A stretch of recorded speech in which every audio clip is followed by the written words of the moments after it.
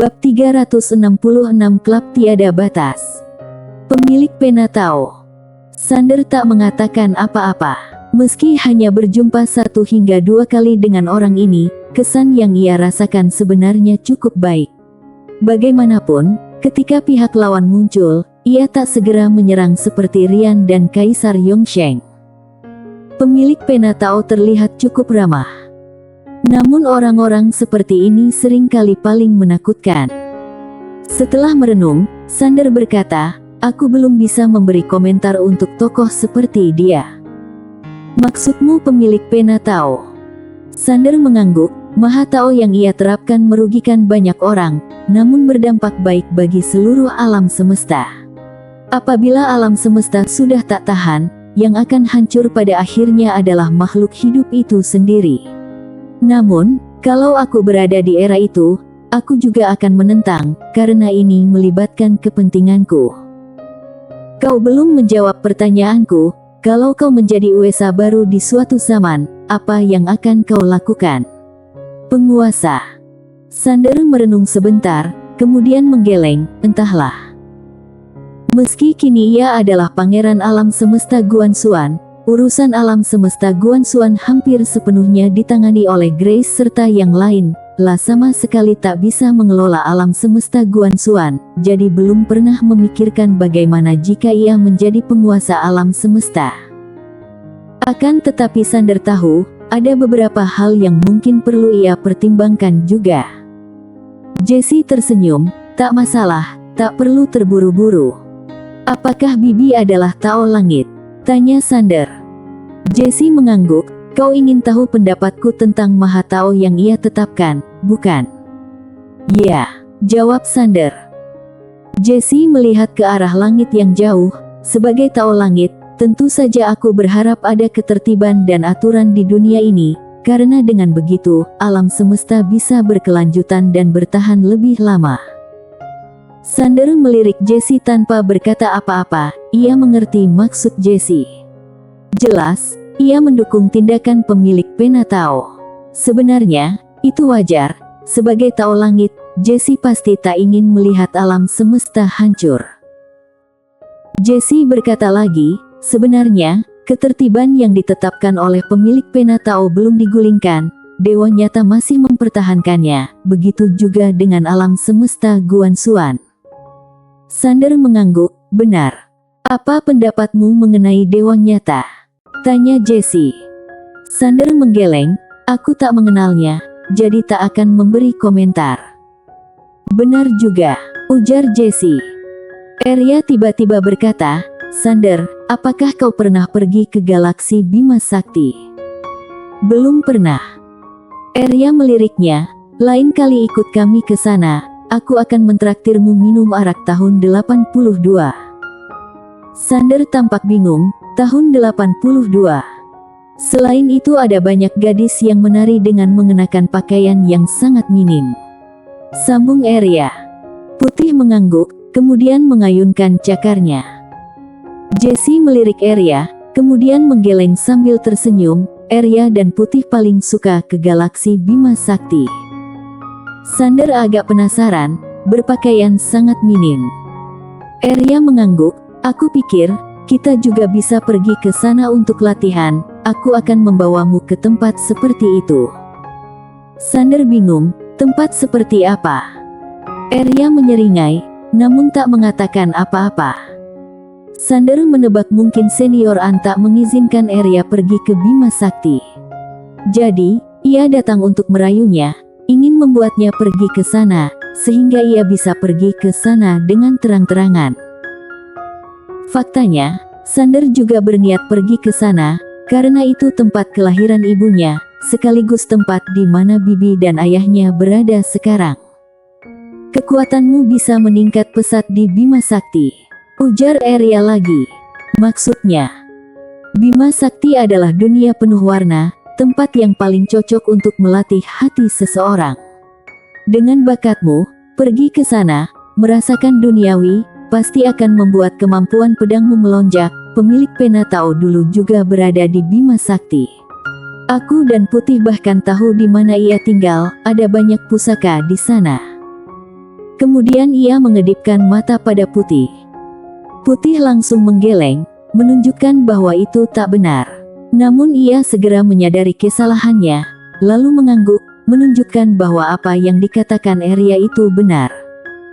Arya tampak kesal. Sementara Sander melirik keduanya sambil berkata dalam hati, ada yang aneh dengan mereka. Seolah teringat sesuatu, Sander menoleh, apakah kau pernah pergi ke Bima Sakti? Jessie menggeleng, belum, tapi kalau ada kesempatan, aku ingin pergi melihat-lihat. Dengar-dengar di sana sangat menyenangkan. Aku juga mau ke sana, ujar Sander. Arya segera berkata, jangan lupa untuk membawaku dan Putih, kami akan membawamu ke klub tiada batas. Klub tiada batas. Sander tampak bingung, sementara Arya berkata, akan ada keuntungan kalau kau membawa kami, jika tidak. La mengepalkan kedua tangannya, maksudnya sangat jelas. Putih juga mengayunkan cakarnya beberapa kali. Kita akan pergi bersama nanti, ujar Sander sambil tersenyum. Arya menyeringai, cucu yang baik. Jessie tak kuasa menahan tawa saat melihat ekspresi Sander yang tampak kesal. Akhirnya mereka tiba di sebuah wilayah yang sunyi. Ada sebuah pintu kuno di kejauhan, pintu itu melintang di tengah wilayah bintang, sangat megah. Sudah sampai? Tanya Sander. Jessie mengangguk. Mereka berjalan menuju pintu itu, di depan pintu terdapat sebuah mayat. Jessie melihat mayat itu sejenak, mungkin ia penjaga pintu. Bukankah katanya Kaisar Yongsheng berada di sini? Tanya Sander. Ya, apakah kau takut? Aku bahkan tak takut pada bibiku, bagaimana mungkin takut padanya? Jawab Sander. Baiklah, nanti kau bertarung dengan Kaisar Yongsheng, sementara kami memberi dukungan, bagaimana? Sander terdiam. Melawan Kaisar Yongsheng. Tak takut bukan berarti bisa mengalahkannya. Melihat ekspresi Sander, Jessie tersenyum, ayo pergi. La membawa Sander dan yang lain masuk ke pintu raksasa itu. Sander serta yang lain muncul di atas laut yang sangat luas. Di ujung pandangan mereka ada sebuah pulau terpencil, di atasnya terapung sebuah pedang. Jessie berkata, ini seharusnya sekte pedang yang disebut-sebut. Sander mengangguk. Sementara Putih menggerakkan cakar kecilnya. Sander menatapnya dengan bingung, ketika hendak bertanya. Air laut di sekitar mereka tiba-tiba bergejolak, kemudian sebuah cahaya emang menembus langit dan mendarat dengan mantap di depan Putih.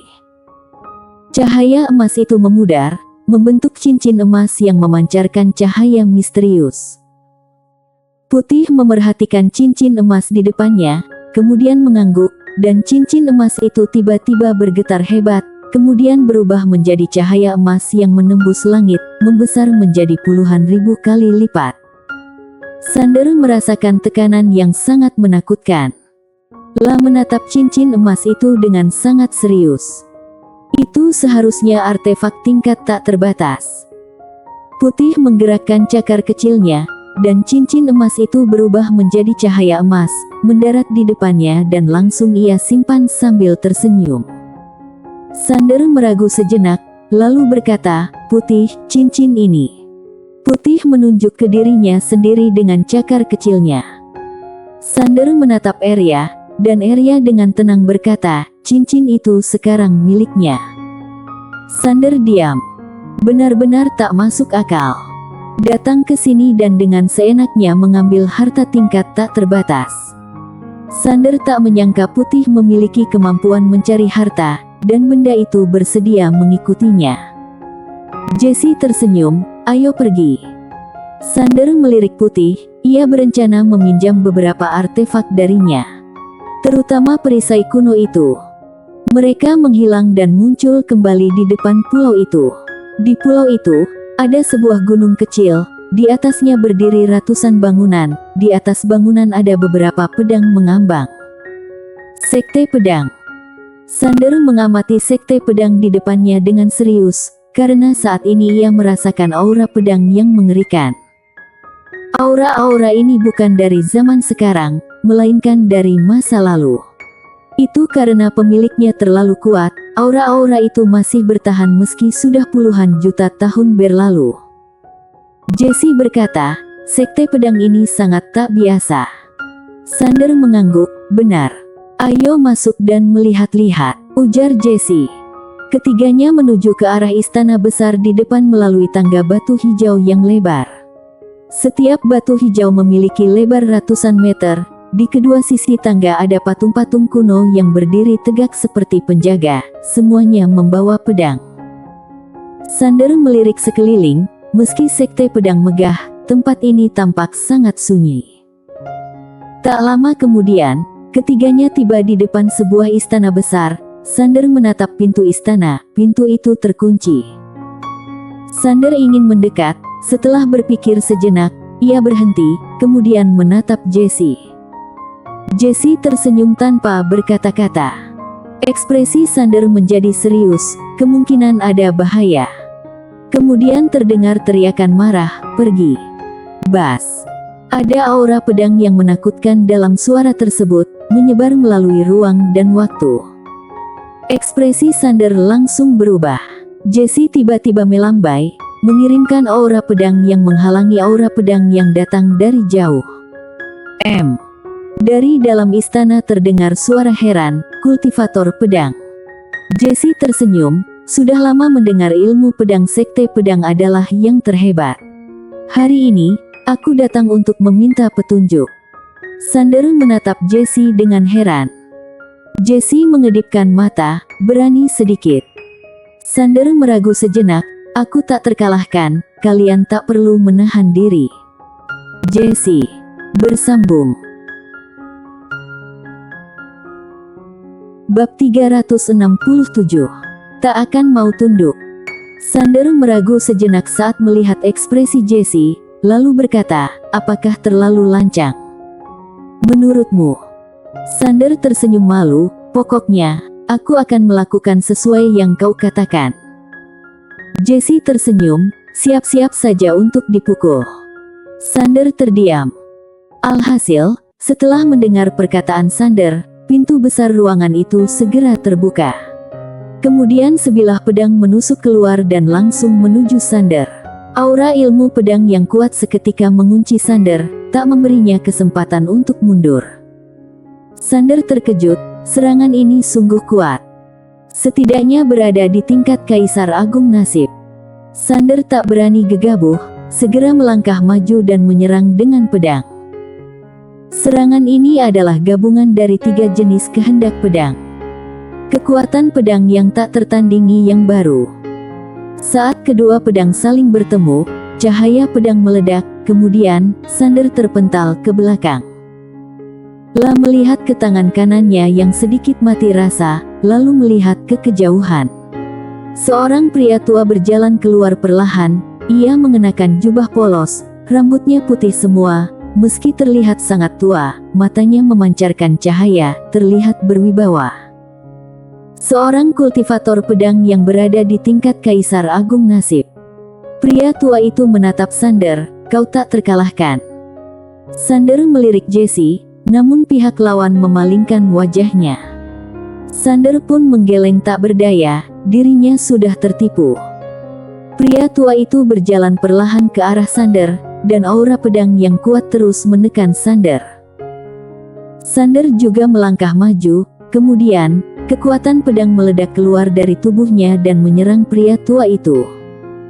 Jangan takut untuk bertindak. Boom. Ketika kekuatan pedang itu bersentuhan dengan tekanan pedang lawan, kekuatan pedang Sander bergetar hebat, namun tak hancur. Pria tua itu terkejut, kemudian ia menghentakkan kaki kanannya, dan melesat maju. Kekuatan pedang Sander pun segera menyebar. Lah segera menarik pedangnya. Jurusan menebas langit menghunus pedang. Ngung. Suara pedang menggema. Boom. Sander dan pria tua itu sama-sama mundur, namun Sander mundur beberapa ribu meter, sementara pria tua itu hanya mundur ke pintu besar ruangan. Pria tua itu agak terkejut, ia tak menyangka pemuda ini akan memiliki kekuatan sedemikian rupa, bahkan bisa membuatnya mundur. Perlu diketahui, ia adalah Kaisar Agung Nasib, dan pemuda ini hanya di ranah dewa. Apakah anak muda sekarang begitu luar biasa? Di kejauhan, setelah berhenti, ekspresi Sander sangat serius. La melihat lengan kanannya yang cedera, dan mendesah, perbedaan kekuatan antara dirinya dengan Kaisar Agung Nasib cukup besar. Pria tua itu berkata, "Pemuda, hadapi satu serangan dariku lagi." Kemudian ia berubah menjadi cahaya pedang dan terbang ke langit. Ribuan energi pedang turun dari langit, langsung mengoyak langit dan bumi. Jesse mengernyit, orang tua ini mengerahkan seluruh kekuatannya untuk satu serangan ini. Sander tak berani gegabah, namun tak mundur, segera berubah menjadi cahaya pedang dan meluncur ke langit, menuju energi pedang itu. Boom! Energi pedang meledak di langit, dan Sander langsung terjatuh. Bang! Tanah langsung runtuh. Namun pria tua itu tak lagi menyerang, ia mundur ke pintu masuk ruangan, dan menatap Sander yang terjauh dengan ekspresi kagum. Ilmu pedang tak terkalahkan, sungguh luar biasa.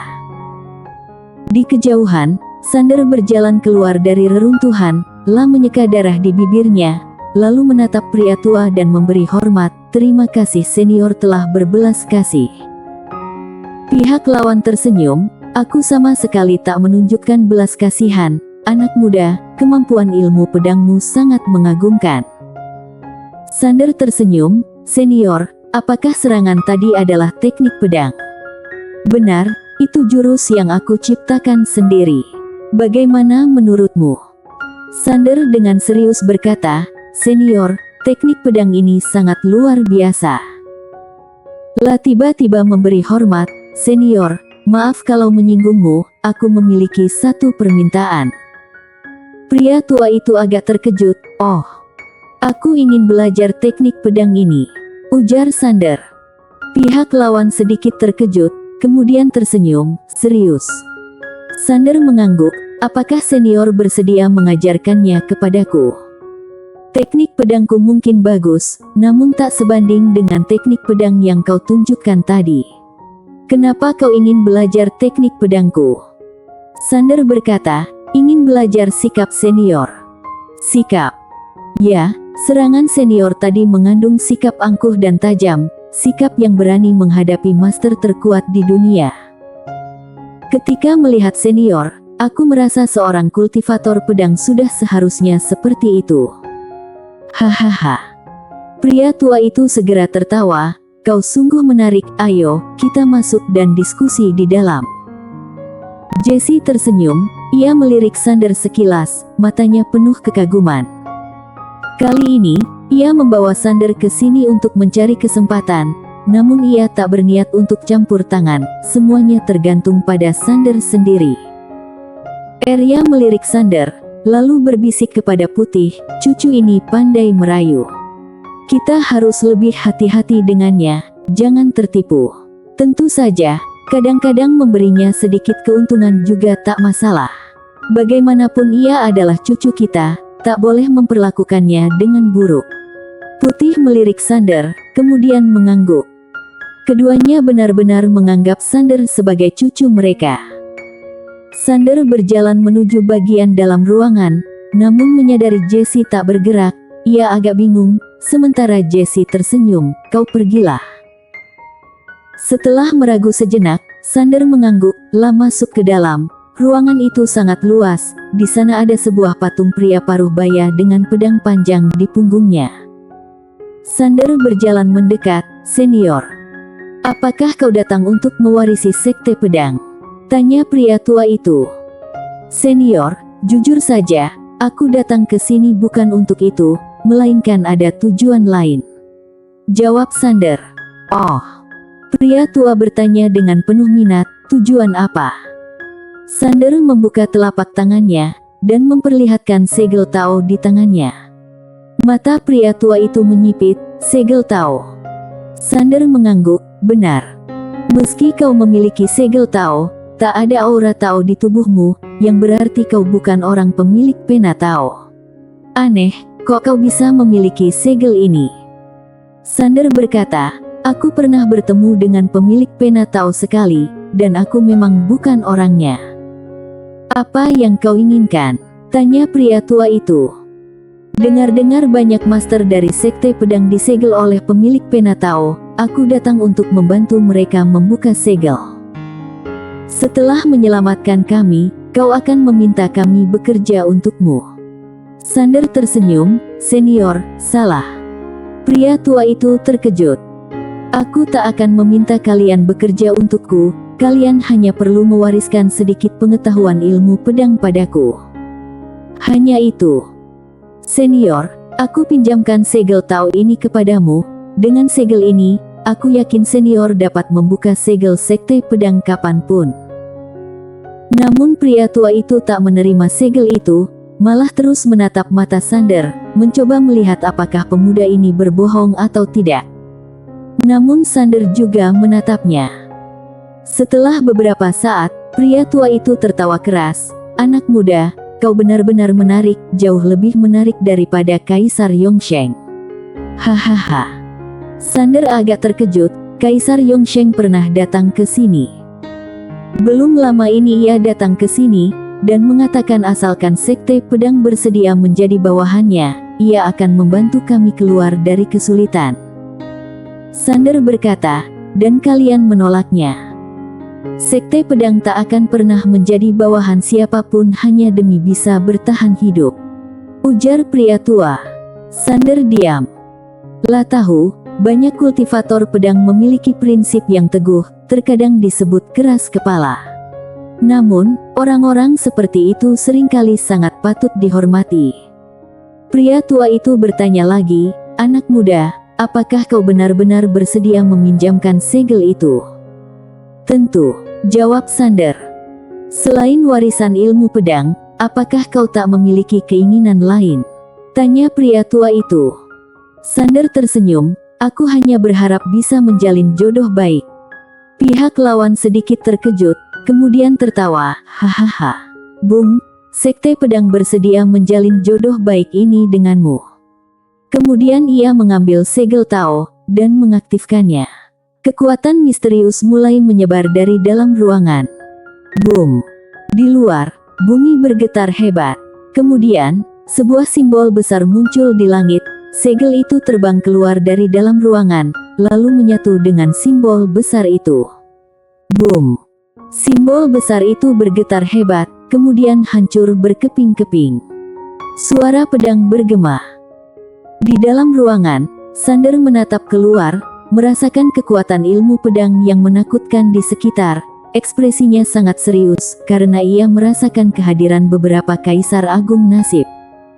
Kekuatan baru lainnya muncul di dunia. Tubuh pria tua di depan Sander mendadak menjadi semu. Sander tercengang. Namun, orang tua itu hanya tersenyum tanpa berkata-kata, dan ketika ia benar-benar menghilang, Sander berbalik, dan melihat ada seorang pria tua berambut putih berdiri di langit. Itu adalah tubuh aslinya. Pria tua itu perlahan menutup matanya, sekte pedang. Bas. Aura yang kuat mulai melesat ke langit. Sander keluar dari ruangan, sementara di langit, pria tua berambut putih tiba-tiba membuka telapak tangannya. Segel Tao muncul di tangannya, ia diam tanpa berkata-kata, dan tak ada tanda-tanda ingin mengembalikannya. Sander menatap pihak lawan tanpa bicara. Dirinya memang sedang bertaruh. Jadi tentu ada risiko. Bersambung. Bab 368 bersikap rendah hati. Kalah taruhan.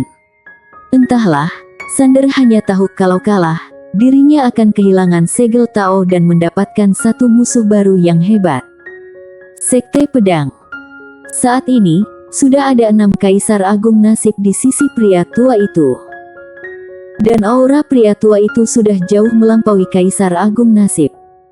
Master di sekitarnya semakin banyak, 7 kaisar agung nasib, 20 lebih kaisar agung biasa, dan yang lainnya setidaknya berada di tingkat ranah kaisar. Di medan ini, sudah ada ribuan master ranah kaisar, dan semuanya adalah kultivator pedang. Pria tua tadi menatap Sander, tersenyum, lalu membuka telapak tangannya, segel Tao itu pun terbang ke arah Sander. Sander tersenyum. Dirinya menang taruhan. "Kau tak takut aku merampas segel ini?" tanya pria tua itu. "Senior bukanlah orang semacam itu," jawab Sander. "Kok kau bisa begitu yakin?" Sander berkata, "Senior tadi mengatakan rela mati daripada menjadi bawahan orang lain, bahkan tak takut mati. Bagaimana mungkin melakukan hal yang begitu memalukan?" "Hahaha. Kau benar-benar menarik. Sayangnya, kau sudah memiliki ilmu pedangmu sendiri. Kalau tidak, aku benar-benar ingin menerimamu sebagai muridku, dan membuatmu menjadi pemimpin sekte pedang." Sander tersenyum tanpa mengatakan apa-apa. Pria tua tiba-tiba membentangkan tangan, dan sebuah gulungan muncul di depan Sander. "Nak, ini adalah warisan ilmu pedang sekte kami, semoga bisa membantu ilmu pedangmu." Lah tahu pemuda di depannya ingin mempelajari ilmu pedang dari sekte pedang karena ingin meningkatkan kemampuan pedangnya. Sander tentu tak akan sungkan. "Terima kasih banyak, senior." Pria tua itu semakin puas dengan Sander, namun merasa hal ini agak lucu. Sungguh disayangkan kultivator pedang muda ini sudah memiliki ilmu pedangnya sendiri, dengan kata lain sudah memiliki guru, dan juga cukup kuat. Setelah menyimpan gulungan itu, Sander berkata lagi, "Senior, aku pamit dulu." "Tunggu sebentar." Pria tua membuka tangannya, sebuah kotak pedang melayang keluar dari dalam ruangan besar di kejauhan, dan akhirnya jatuh ke tangannya dengan mantap. Lah memberikan kotak pedang itu kepada Sander. "Nak, ini untukmu." Sander melihat ke kotak pedang tersebut. Kotak itu hitam pekat dengan banyak simbol kecil yang aneh di permukaannya. Simbol-simbol itu berisi cahaya emas gelap yang bergerak perlahan seperti makhluk hidup. Sander sedikit terkejut. "Senior." Panggilan senior agak kikuk. "Aku lebih tua darimu, panggil saja aku kakak," ujar pria tua. Sander terdiam. Para master sekte pedang yang hadir pun tampak sangat terkejut. Melihat Sander diam, pria tua itu pura-pura marah. "Kenapa, kau tak bersedia?" "Tentu saja bersedia," jawab Sander. "Kakak, namaku Sander Ye, kini adalah dekan alam semesta Guanxuan." Pria tua tertawa. "Namaku Aditnan, wakil pimpinan sekte pedang. Setelah ketua meninggal, kini sekte pedang berada di bawah kepemimpinanku." Lah menempatkan kotak pedang itu di depan Sander. "Ini adalah pusaka ilahi pertama sekte pedang. Di dalamnya terdapat 6 pedang terbang tingkat tak terbatas. Tadi aku melihatmu menggunakan pedang kehendak, jadi aku pikir kau mungkin membutuhkan pedang. Ambillah ini." Enaren pedang terbang tingkat tak terbatas. Sander hendak menolak, namun Adit langsung menggeleng. "Jangan menolak, ini adalah niat baikku." Sander akhirnya menerimanya. "Terima kasih, Kak." Adit tertawa. "Seharusnya aku yang berterima kasih padamu. Kalau kau tak membantu, sekte pedang mungkin akan tersegel selamanya." "Ini jodoh," jawab Sander. Adit merasa puas, tak perlu menyatakan terima kasih. "Mulai hari ini, urusan alam semesta Guanxuan adalah urusan sekte pedang. Kalau kau butuh bantuan, beritahu aku. Kalau kau bermusuhan dengan pemilik pena Tao, sekte pedang akan mendukungmu." Kemudian ia mengeluarkan sebuah token dan memberikannya kepada Sander. "Tak peduli dimanapun kau berada, selama kau butuh bantuan, hancurkan token ini. Siapapun musuhmu, seluruh sekte pedang akan datang membantu." Sander merasa terharu. "Sungguh terima kasih banyak, Kak." "Orang sendiri, tak perlu berterima kasih," ujar Adit. Sander tersenyum sambil menyimpan token itu. Jesse muncul bersama Putih dan Arya. "Kita harus pergi ke tempat lain."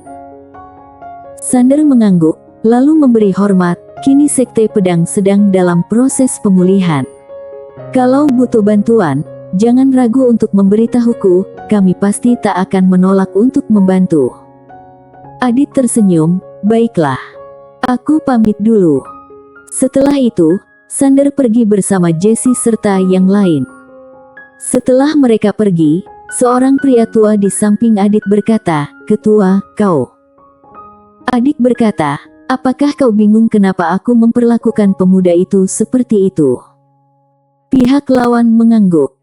Adit melirik beberapa kaisar agung nasib di sekitarnya, lalu berkata, "Pertama, ia menyelamatkan kita. Jangankan berterima kasih, bahkan memberi sujud pun tak berlebihan." Semua orang terdiam. Kedua, apa pendapatmu mengenai pemuda itu? Dia adalah jenius yang luar biasa, jawab pihak lawan. Adit bertanya lagi, "Selain itu?" Orang tua itu menatap Adit dengan bingung. Pertama, pemuda itu berada di ranah Dewa Tao, namun mampu melawan Kaisar Agung Nasib. Bakatnya pasti tak diragukan lagi, namun menurutmu apakah ia bisa mencapai tingkat ini pada usianya yang begitu muda hanya dengan bakat saja? Apalagi, ia juga memiliki segel Tao, itu adalah lambang identitas keturunan Shinto, namun auranya. Mata orang tua itu memancarkan cahaya dingin, dia dan pemilik pena Tao. Bodoh. Adit tiba-tiba marah, ia melirik semua Kaisar Agung Nasib, tak peduli ia dan pemilik pena Tao memiliki hubungan atau tidak. Apakah kita akan membunuhnya atau membunuh pemilik pena Tao? Semua orang terdiam. Adit mendesah, pada puncak kejayaan Sekte Pedang, kita bahkan tak mampu mengalahkan pemilik pena Tao, apalagi sekarang. Semua orang terlihat muram. Pada pertempuran kala itu, Sekte Pedang berpikir mereka bisa bersaing dengan pemilik pena Tao, jadi mereka langsung menyerang, namun kenyataan sangat kejam. Adit lanjut berkata, "La tak memiliki aura Tao, dengan kata lain bukan orang pemilik pena Tao, namun memiliki segel Tao." Hal ini menjadi sangat menarik. Seseorang tiba-tiba berkata, "Identitasnya memang tak sederhana, dua orang di sisinya juga sangat berbahaya. Selain itu, makhluk putih kecil itu adalah leluhur roh." Semua orang terkejut mendengar ini, itu adalah makhluk langka di semua zaman. Adit mengangguk, ekspresinya tampak rumit, zaman sudah berubah. Sekte Pedang kita boleh angkuh, namun harus cerdas. Aku tahu apa yang kalian pikirkan saat ini, kalian merasa sangat bangga karena telah melepaskan diri dari segel, benar tidak? Semua orang terdiam. Mereka memang berpikiran seperti itu. Pada zaman peradaban ilahi, mereka adalah para master puncak yang paling kuat, dan kini keluar dari tekanan segel, apalagi pemilik pena Tao sudah tiada, apakah mereka masih memiliki lawan? Melihat ekspresi orang-orang, Adit mengernyit, kenapa Sekte Pedang kala itu harus mengalami bencana sedemikian rupa? Karena kita terlalu angkuh, kita lupa diri. Dan kini, setelah puluhan juta tahun, kalau masih begitu angkuh, satu-satunya yang menunggu kita adalah kematian. La menoleh dan melihat ke langit malam yang jauh, jangan meremehkan orang-orang zaman ini. Hal yang harus kita lakukan sekarang adalah mengembangkan diri dengan rendah hati, memperhatikan perubahan, menjalin hubungan baik, dan merencanakan masa depan. Pria paruh baya di sampingnya mengangguk, "Aku setuju. Apakah ketua percaya pada pemuda ini?" Pemuda ini memiliki kekuatan tempur yang mengerikan, jelas asal-usulnya tak biasa. Apalagi, bakat dan kecerdasannya sangat luar biasa, lah bahkan berani bertaruh dengan segel Tao. Orang seperti ini pasti bukan orang biasa. Bisa menjalin hubungan baik dengannya adalah keberuntungan Sekte Pedang kita, ujar Adit. Pria paruh baya itu berkata, "Apakah ketua juga sedang bertaruh?" Adit mengangguk, "Sekte Pedang kita baru saja terbebas, untuk berkembang dengan stabil, kita membutuhkan sekutu." Identitas pemuda ini tak sederhana, yang terpenting, kepribadiannya cocok dengan seleraku, jadi aku bersedia menjalin hubungan baik dengannya. Sementara Kaisar Yongsheng sebelumnya muncul kilatan dingin di matanya, orang itu datang dan langsung bersikap angkuh, seolah memberikan sedekah kepada kita.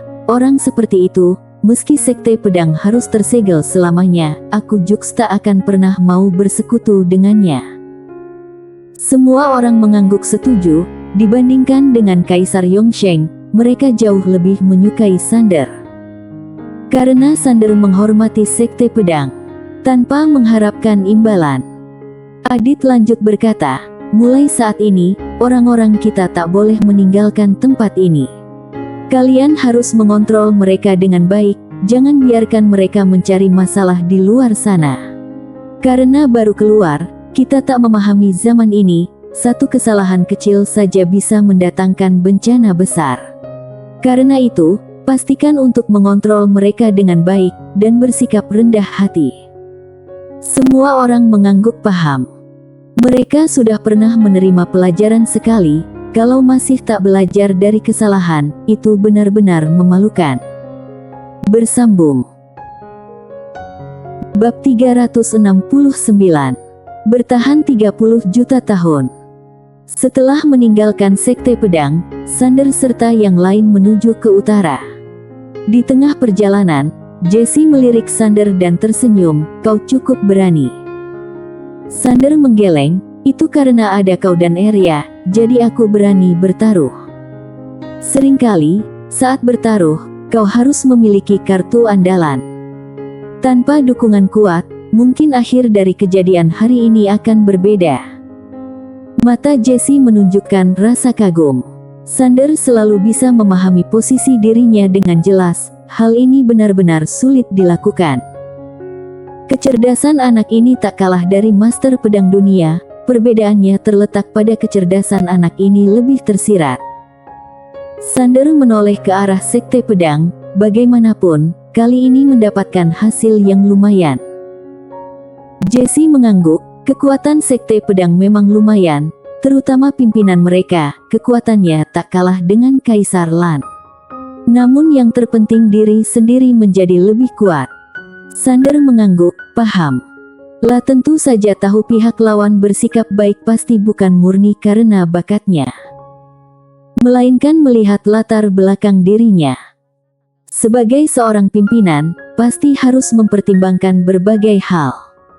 Saat ini, Jesse tiba-tiba berhenti. "Bagaimana kalau kau mencoba ilmu pedang Sekte Pedang itu?" Sander mengangguk, "Aku memang berniat seperti itu." Kemudian ia duduk bersila, gulungan muncul di tangannya.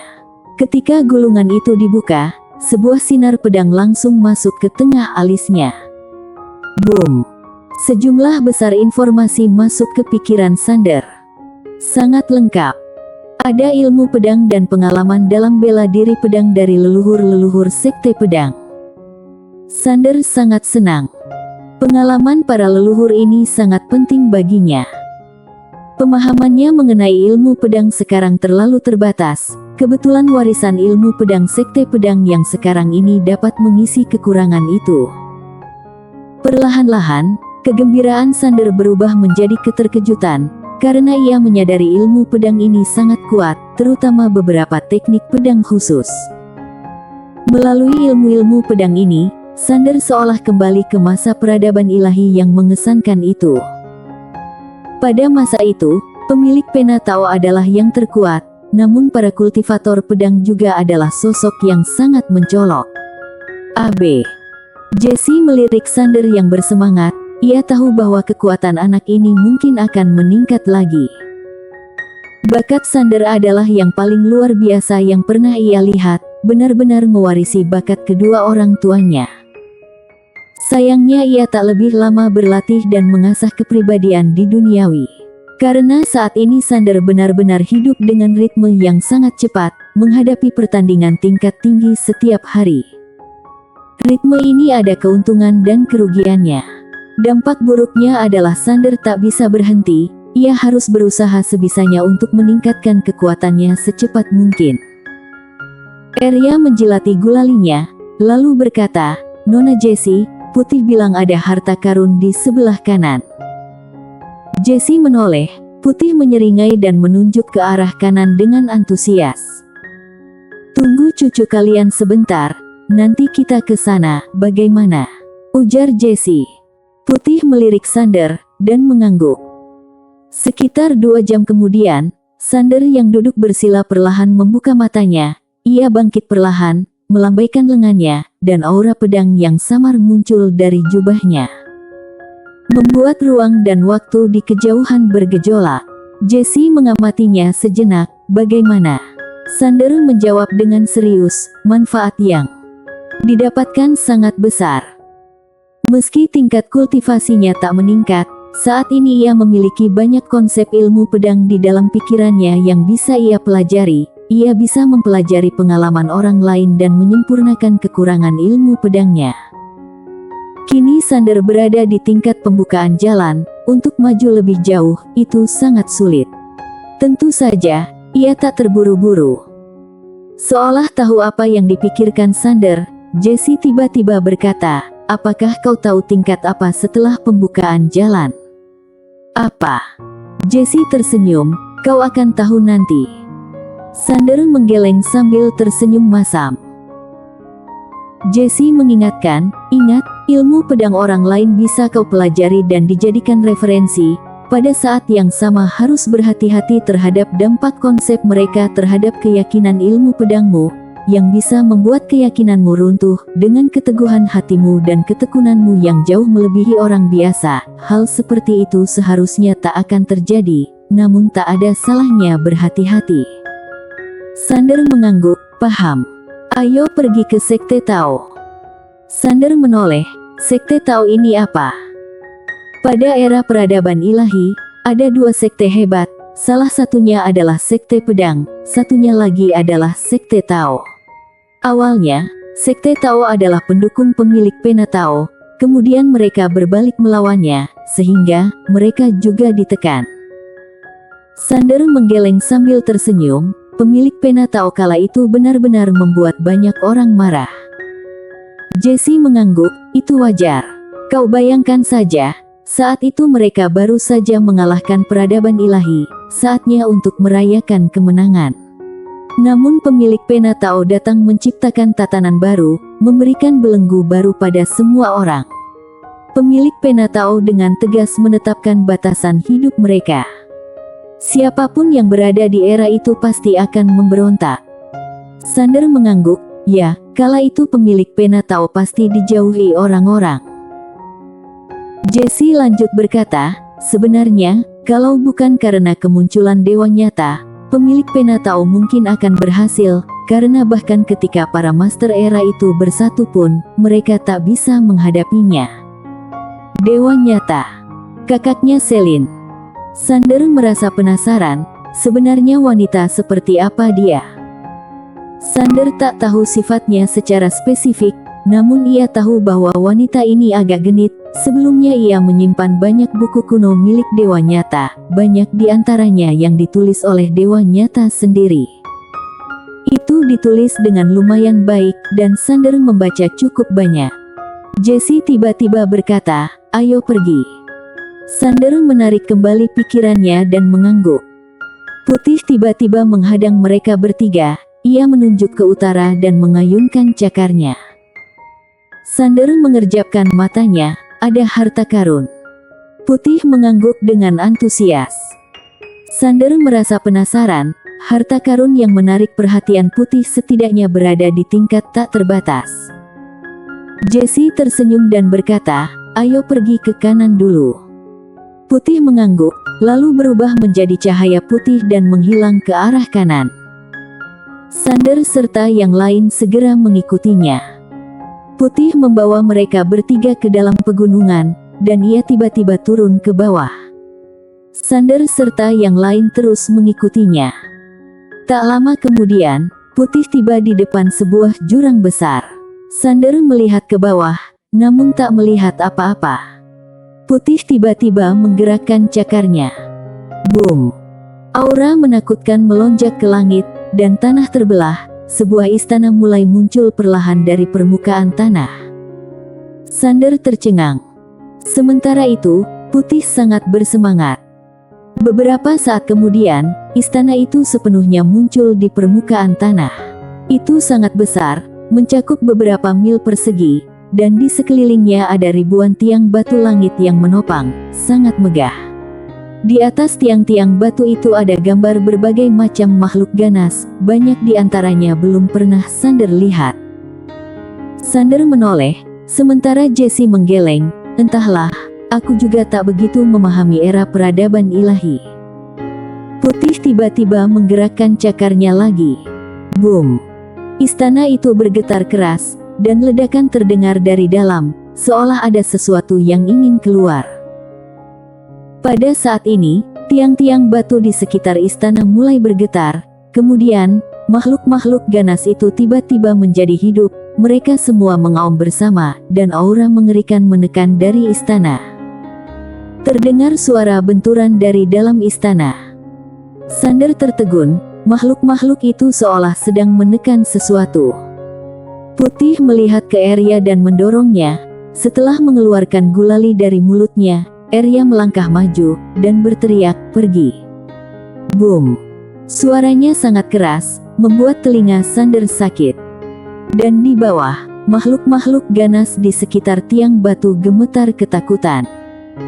Arya lanjut menjilati gulalinya.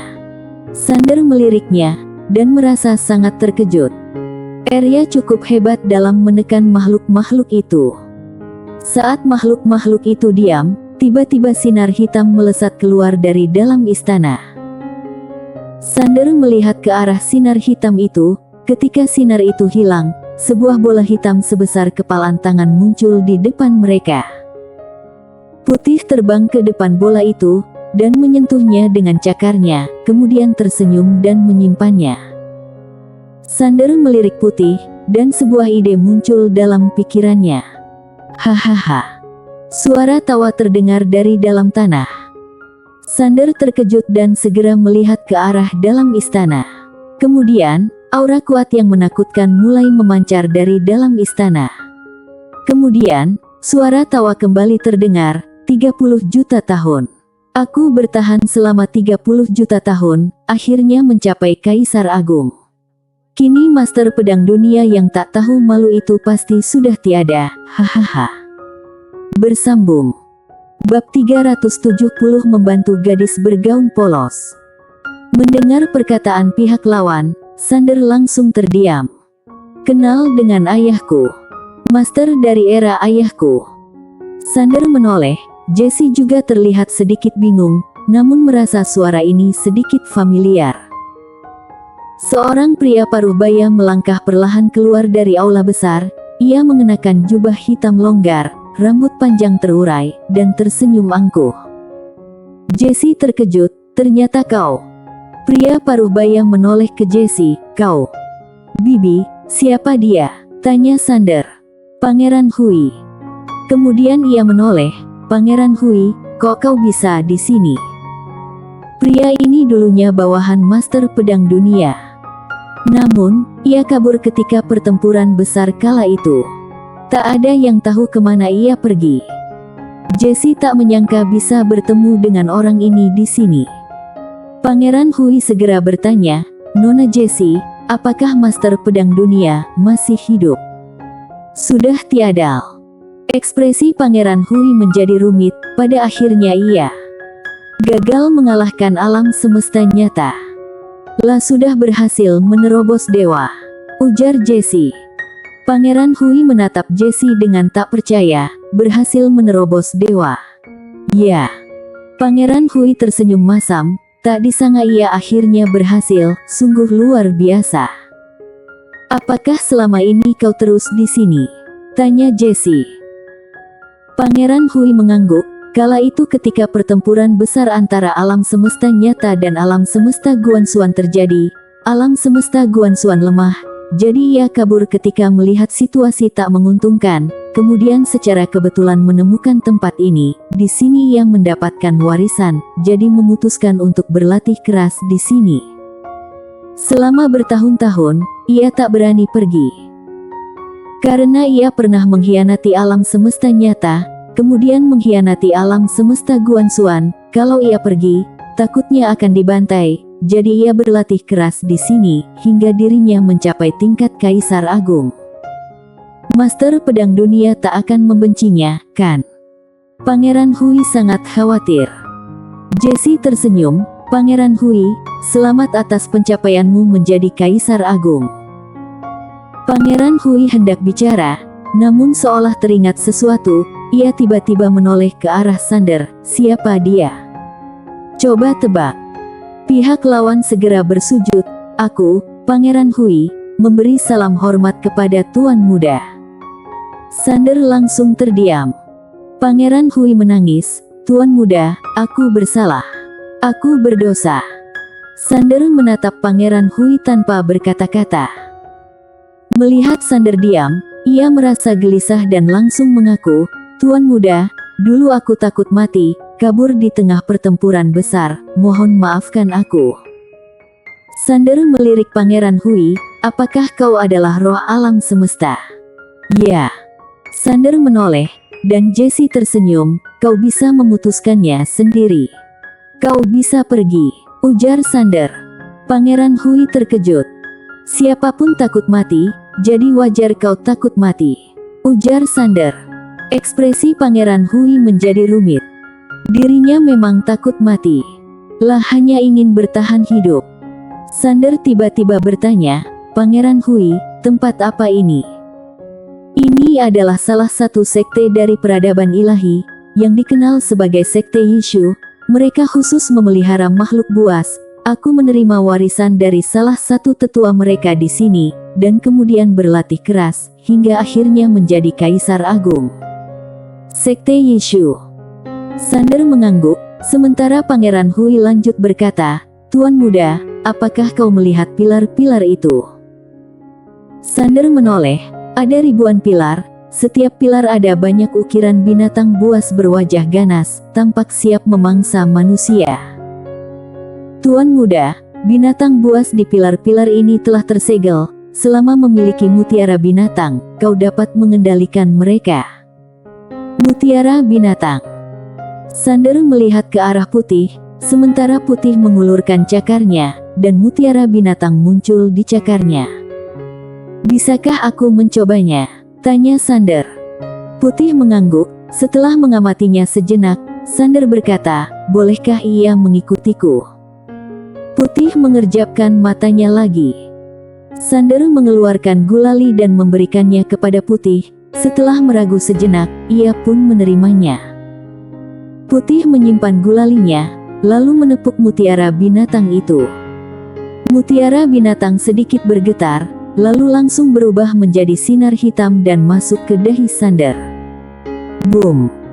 Aura kuat muncul dalam tubuh Sander. Kemudian ia merasakan keberadaan banyak binatang buas yang tersegel, dan mutiara binatang itu adalah perantara, dapat mengendalikan semua binatang buas itu. Binatang-binatang buas itu semua ditekan oleh kekuatan misterius. Sander membuka matanya, muncul. Segel Tao tiba-tiba terbang keluar dari tubuhnya. Tak jauh dari sana, segel Tao bergetar hebat, dan sebuah kekuatan misterius melesat ke langit. Di langit, sebuah segel besar muncul, dan saat segel Tao bertabrakan dengannya, segel itu bergetar hebat, kemudian hancur. Boom! Saat segel besar itu hancur, pilar-pilar di bawah mulai bergetar hebat, kemudian mulai retak dan hancur. Saat berikutnya binatang-binatang buas itu melompat ke langit. Jumlahnya ada ribuan. Tekanan mengerikan menghancurkan pegunungan di sekitarnya. Sander melihat ke arah tak jauh, di antara kerumunan binatang buas, ada 3 binatang buas tingkat Kaisar Agung Nasib, dan ada 12 tingkat Kaisar Agung biasa, sementara 1000 lebih lainnya berada di tingkat ranah Kaisar, dan sisanya, kebanyakan berada di tingkat Peri Suyue. Formasi ini mungkin tak sehebat Sekte Pedang, namun tak boleh diremehkan. Seekor binatang buas muncul di depan Sander. Manusia, kembalikan mutiara binatang Sekte Yishu padaku. Sander tak menjawab, melainkan melirik Putih. Sementara Putih menoleh ke Arya. Arya mengeluarkan gulali dari mulutnya, maju selangkah dan berteriak. Boom! Aura menakutkan memancar dari dalam tubuhnya. Ekspresi semua binatang buas berubah drastis, mereka mundur dan menatapnya dengan ketakutan. Arya melihat sekeliling, mengembalikannya ke kalian tak masalah, namun kalian harus terus tersegel di sini. Para binatang buas tampak sangat tak senang. Pemimpin mereka berkata dengan serius, "Kami tak akan tunduk pada manusia." Ternyata mereka memandang remeh Sander. Arya langsung marah, "Apakah cucuku membutuhkanmu untuk tunduk?" Kemudian ia meluncur ke depan dan melancarkan pukulan. Binatang buas itu terkejut, ia tak menyangka Arya akan menyerang. Karena tak bisa mundur, ia terpaksa menahan serangan dan langsung menabrak Arya. Boom! Binatang buas tingkat Kaisar Agung Nasib langsung terpental ribuan meter. Sebelum ia berhenti, Arya sudah meluncur dan menyerang lagi. Boom! Suara jeritan terdengar, dan binatang buas itu terlempar lagi. Selanjutnya, Arya langsung menghajar binatang buas itu di depan semua binatang buas lainnya, sementara pihak lawan sama sekali tak bisa melawan. Semua binatang buas menunjukkan ekspresi ketakutan, dan mundur sementara binatang buas itu mulai memohon ampun, karena kini tubuhnya sudah hampir hancur sepenuhnya. Kalau terus dipukul, pasti akan tewas. Arya tiba-tiba berhenti, sementara binatang buas itu sudah sekarat. Arya berbalik dan melihat binatang buas lainnya. "Kalau kalian tak bersedia tunduk pada cucuku, itu juga tak masalah, kalian bisa tetap tersegel." Binatang buas tingkat Kaisar Agung Nasib tiba-tiba terbang ke depan Sander, dan memberi hormat, "Aku Zamang bersedia tunduk." Sander memerhatikannya sejenak, lalu tersenyum, "Baiklah, mulai sekarang, kau adalah bos mereka." Zamang sangat senang, paham. Binatang buas lainnya saling bertatapan, masih sedikit ragu. Melihat ini, Zamang marah, "Apa yang kalian ragukan?" Kemudian, ia melirik leluhur roh di samping. "Sialan. Bukankah mengikuti pemuda ini sama dengan mengikuti leluhur roh? Dengan demikian bukankah akan hidup enak? Mereka baru saja terbebas, jadi membutuhkan sumber daya energi spiritual. Dengan mengikuti leluhur roh, apakah masih perlu mengkhawatirkan sumber daya energi spiritual? Ini adalah pekerjaan yang nyaman." Zamang merasa kesal dengan kawan-kawan yang bodoh itu. Melihat ekspresi Zamang, beberapa binatang buas segera tersadar, dan memberi hormat, menunjukkan bahwa mereka bersedia untuk tunduk. Sander melirik Arya dan Putih, lalu tersenyum, lah menyadari membawa mereka berdua ke tempat misterius seperti ini sangat menguntungkan. Kemudian ia mengalihkan pandangannya ke binatang-binatang buas di depannya. Untuk sesaat ia dilema, entah bagaimana cara menempatkan semua binatang ini. Seolah tahu apa yang dipikirkan Sander, Zamang segera berkata, "Kami bisa masuk ke dalam mutiara binatang, hanya saja kami membutuhkan energi spiritual." Sander tersenyum, "Energi spiritual bukan masalah, masuklah." "Baik," jawab Zamang. Setelah ia masuk ke mutiara binatang, para binatang buas lainnya segera mengikutinya. Sander meletakkan beberapa esensi jiwa di dalam mutiara binatang, lalu menyimpannya. Pada saat ini, seorang pria tua berjubah hitam tiba-tiba muncul di depan Sander. "Tuan muda, aku barusan mendapat berita bahwa semua master dari peradaban keabadian menuju Bima Sakti, mungkin akan tiba di sana dalam beberapa hari." Sander mengernyit, "Untuk apa mereka pergi ke sana?" "Untuk membunuh nona bergaun polos," jawab pihak lawan. Sander terkejut. Pria tua itu meragu sejenak, lalu bertanya, "Tuan muda, apakah perlu memberikan bantuan ke sana?" Sander bersambung.